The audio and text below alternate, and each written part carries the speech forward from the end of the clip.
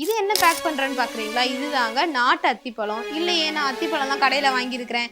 நல்ல பெருசு பெருசா இருக்கும். இது என்னங்க சின்ன சின்னதா இருக்குன்னு பாக்குறீங்களா?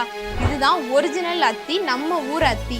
இந்த அத்திப்பழத்தை சாப்பிடும்போது தான் நம்ம ஜீனுக்கு ஏத்தது. அதனால கரெக்டா வேலை பார்க்கும். அப்ப கடையில வாங்குறதுனா அது எல்லாமே ஹைபிரிட் அத்தி.